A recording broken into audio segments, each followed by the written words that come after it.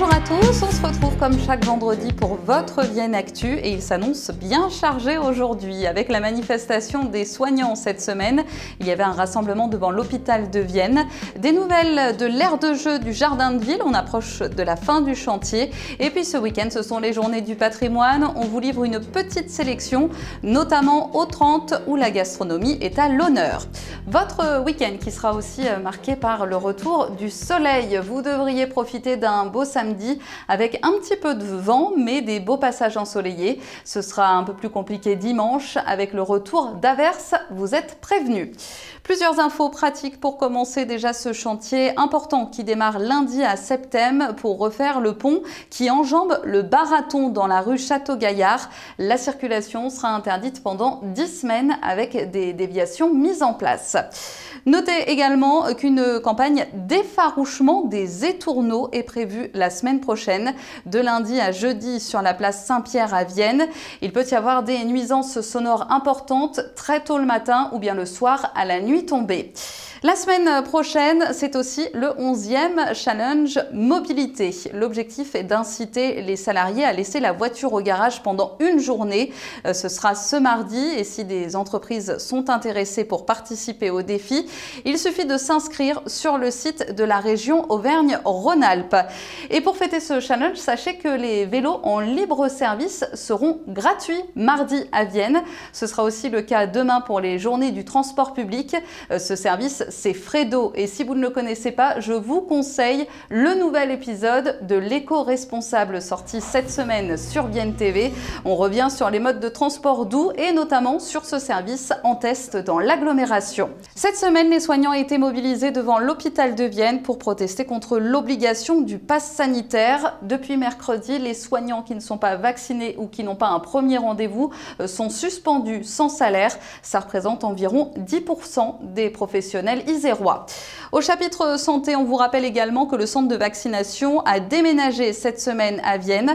Vous le retrouvez toujours à l'espace Saint-Germain, mais dans le bâtiment Ellipse. Et puis notez également cette prochaine collecte de sang. Ce sera ce mercredi à la salle des fêtes de Vienne de 9h à 13h et de 15h à 19h. Autre info pour ce mercredi, la déchetterie de Vienne sera exceptionnellement fermée pour cause de travaux. Une visite de chantier justement cette semaine au Jardin de Ville. L'aire de jeu va bientôt rouvrir d'ici la fin du mois. Les travaux avancent bien. Ils ont commencé en novembre 2020 pour un montant de 238 000 €. C'est une aire nouvelle génération qui sera proposée avec 3 espaces adaptés à différentes tranches d'âge. On passe à votre agenda du week-end. En rugby notamment, le CS Vienne reçoit Berlétan ce dimanche. C'est le premier match à domicile de la saison au stade Etcheberry. On a un autre événement sportif également ce dimanche, la Calor Run à Septem. Il y a une randonnée et 2 parcours trail de 9 et 18 km. Les départs des courses sont à 9h au château.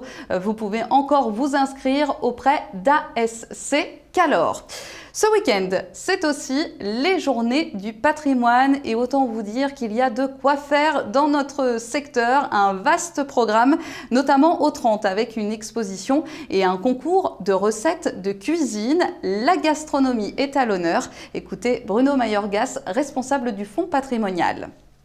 Alors cette exposition, c'est une exposition qui est concentrée sur un lieu précis, le boulevard de la Pyramide, et qui évoque la gastronomie d'élite, l'histoire du restaurant de Fernand Point, qui est un chef qui est connu mondialement, qui a formé Paul Bocuse, mais c'est aussi l'évocation de restaurants qui ont été finalement dans l'ombre de Fernand Point, qui ont été oubliés et qui, en un temps, avaient une grande réputation. Donc on voulait faire sortir de l'ombre aussi ces restaurants, ces restaurateurs qui ont eu des carrières souvent très longues, comme le restaurant Laroux, qui a été oublié depuis. Et puis dans l'exposition, on propose un film documentaire qui est un partenariat avec le lycée hôtelier Bellerive et qui évoque la transmission de l'héritage de Fernand Point aux élèves du lycée hôtelier. Voilà, c'est un joli partenariat qu'on a voulu remettre en avant. C'est une adaptation d'une exposition qu'on a déjà présentée, mais qui est sous une nouvelle forme, une forme qui pourra voyager dans le réseau de nos bibliothèques.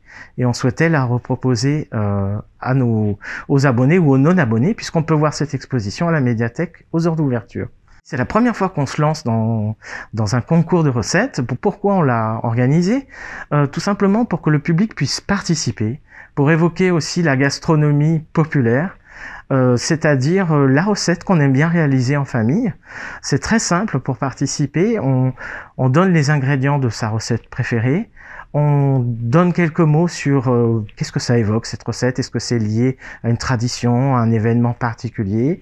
On fait une petite photo, on envoie par mail sa recette ou on la dépose dans les bibliothèques. Après, il y a un vote. Et les 10 recettes qui auront reçu le plus de votes seront publiées dans un livret qu'on va patrimonialiser pour répondre à la question. Donc le titre du concours, c'est « Qu'est-ce qu'on mange à Vienne en 2021 ?» Le dépôt des recettes, donc c'est jusqu'à la fin du mois d'octobre. De début novembre à fin décembre, c'est la période du vote. Et le dépouillement du concours se fera la nuit de la lecture, le 22 janvier.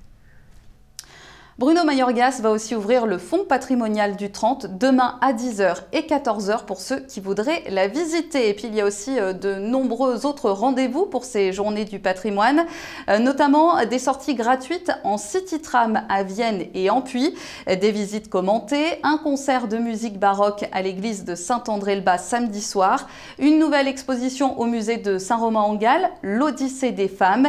Et ce n'est que quelques exemples. Vous retrouvez le programme complet des journées du patrimoine sur le site de Vienne Condrieu Tourisme.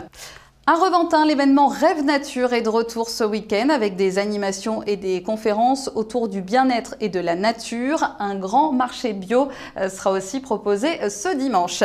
Et puis en bref, notez ces rendez-vous à Vienne, le forum des associations culturelles au manège demain de 10h à 17h et la foire aux livres d'Amnesty International samedi et dimanche à la salle des fêtes. 30 000 livres d'occasion seront en vente au profit de l'association. Enfin, on a une pensée aujourd'hui pour Lynn Biesmans. Vous la connaissez certainement. Elle a tenu le magasin Jeff de Bruges à Vienne pendant de nombreuses années. Eh bien, elle vient de partir au Maroc pour le 30e rallye Aïcha des Gazelles. C'est sa 8e participation et elle le fait pour l'association Courir au féminin Salaise. N'hésitez pas à la suivre. C'est l'équipage 38 sur le site du rallye et l'équipe 2 ailes de Gazelle sur Facebook. Passez un excellent week-end et une très belle semaine, toujours connecté sur Vienne TV.